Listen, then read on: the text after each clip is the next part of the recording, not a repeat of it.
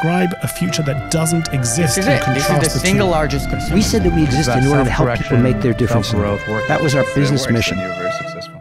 Was it lonely? It was very lonely. Do you have any self-doubt at the time? You always have self-doubt. You must question yourself all the time. I have a big painting in my house that's by Marek Lechner that's very colorful, but what it says you are alone.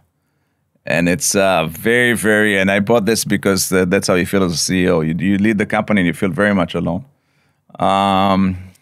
But you need to make the decisions that you believe in. You need to be very consistent and very persistent in what you want to do.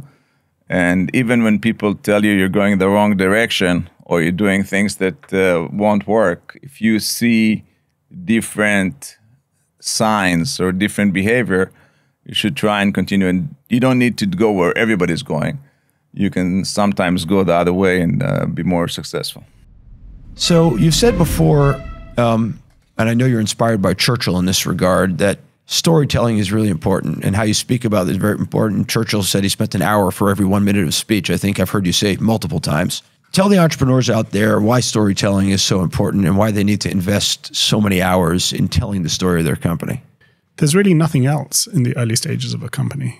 And I do find oftentimes that it's underrated. But I think if you look at some of the great entrepreneurs that we all know, that's really been central to how they created value. I don't think I'll say anything particularly novel or controversial if I'll say that the role of an entrepreneur, particularly in the early stages, but not just, is to envisage or envision a future that doesn't exist. Entrepreneurship is not about just repeating something that already exists. It's about, in some form or fashion, changing the world. That can sound grandiose. It doesn't have to be grandiose, but if there's no change involved, then that's really not entrepreneurship. So you have to be able to take the present and describe a future that doesn't exist and contrast the two.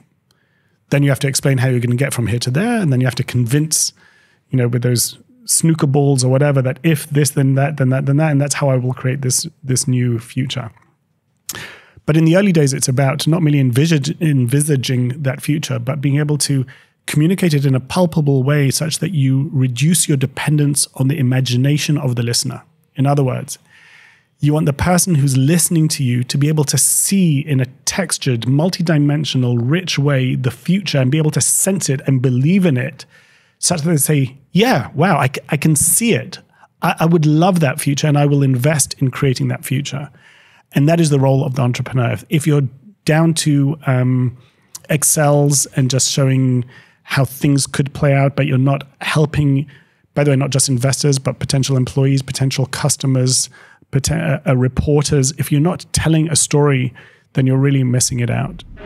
How did the family values and your personal values guide you there and make the business better? We made boots.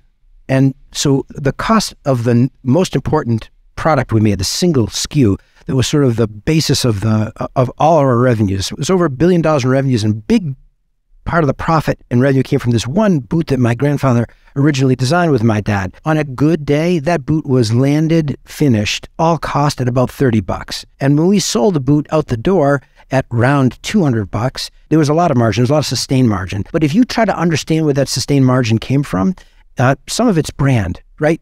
It does matter. If you're just making a utility argument, I can sell you a $30 boot for $40. If you're making a brilliant brand argument, you can make 30 be 120, even 140 in our space, right? 4X on landed's pretty good, but we were 6X on landed. So where did that come from?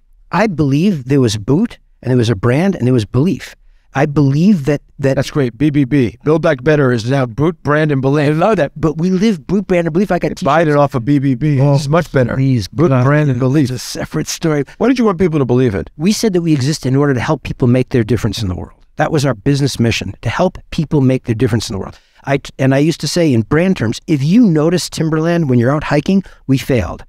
We don't want to be present to your experience in the outdoors. We want you to be present to your experience in the outdoors, whether you're a firefighter or whether you're hiking with your children or your grandchildren. Like, be outdoors and breathe. Stretch your imagination. But you'll want to have a pair of boots that don't disappoint you and a backpack that works, et cetera, et cetera. And so we wanted the boot to be connected to this experience of the outdoors. We wanted this experience of the outdoors to challenge your view of what's possible. And I believe that. You're doing billion-dollar transactions or multi-billion-dollar transactions. You're in the CEO's office and boardrooms of Fortune 100 companies. You're running around the world talking to capital providers, which we'll come to in a second. Like, how do you stay self-aware and humble in that environment? Well, because you're wrong most of the time, right? I mean, what you get from being in the public markets, which I used to do covering stocks, and I think most people have P&Ls every single day. And that keeps a certain amount of truth and self-awareness front and center, right? I agree. But you shouldn't need a P&L to be self-aware, right? I get it actually in the middle of the night. Like I'm always thinking, I'm always in my head, and I always sort of emerge at 3 a.m. to like a level of subconscious and spend an hour. I'm not really awake. I'm not really sleeping. But I actually track now with the Fitbit and everything, my sleep patterns, and it's true. 3 to 4 in the morning, I'm self-correcting. Oh yeah. And I'm just not sleeping well, but no, I'm sleeping very well until 3 in the morning. Then I get up for an hour and self-correcting, but I'm not really up. And then I go back to sleep for an hour, and then I'm a different person in the morning. And it's about self-correction, self-growth, working things through, being truthful with yourself, and then getting. But you have to be self-aware to do that.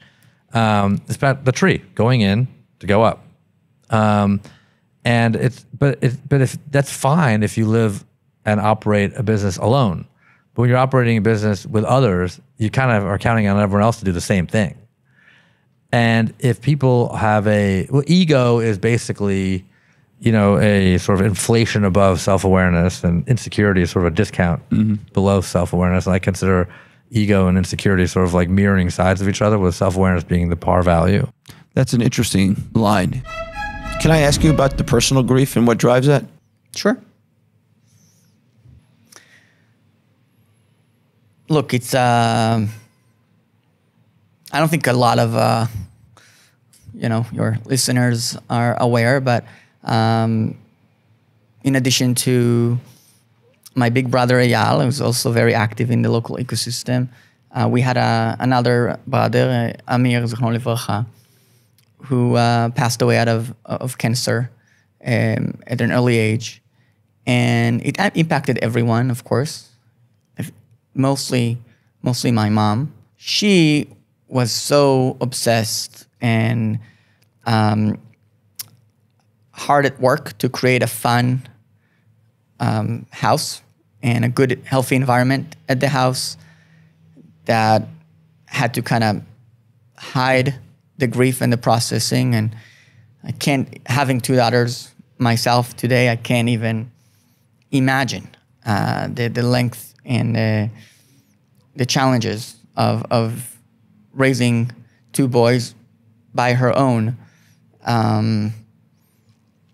once Amira has passed. I had a lot of questions about loss. At some point, I even, made my mom worried, and she took me to a few professionals to see if this is something I can please stop asking questions about. And eventually, like age 12, I understood nobody really wants to have that conversation with me. So it's not that it's not interesting to me.